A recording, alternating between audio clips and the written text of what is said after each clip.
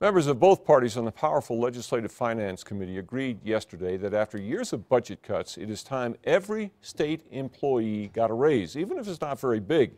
But today, Governor Susana Martinez said something else. News 13's Lizzie Mitri was there when she released her proposed budget. Lizzie? Dick, Martinez says she's turned a deficit into a surplus. That's why her budget includes millions in new funding for public education. But she says the state is still not in a position to offer across-the-board pay raises to its employees. Governor Susana Martinez put education at the top while announcing her budget recommendations at a Santa Fe elementary school, including more than $100 million in new public education funding. What was missing was the Legislative Finance Committee's recommendation for across-the-board raises for state workers. With more than $200 million in extra money this budget cycle, the LFC, led by Democrats, proposed a 1% increase.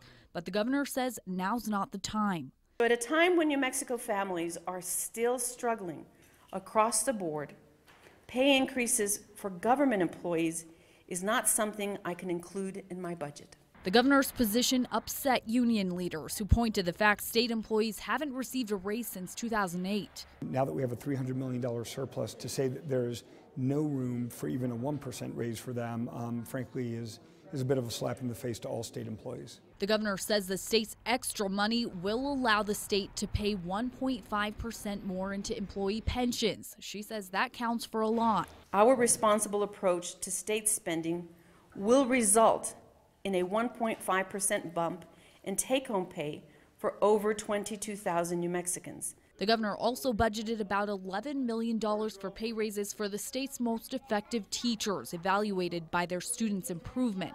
Union leaders say it's not enough. We'll work with our friends in the legislature on both sides of the aisle, and we'll keep lines of communication open with the governor to make sure that she understands that there have been pay cuts for 5 straight years and that hopefully we can get a small raise this year.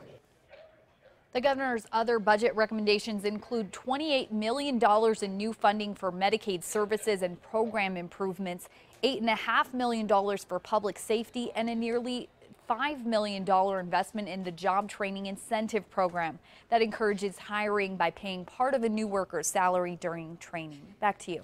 Okay, Lizzie, LFC Chair Senator John Arthur Smith says he thinks the legislature and the governor can find some sort of compromise on state pay raises.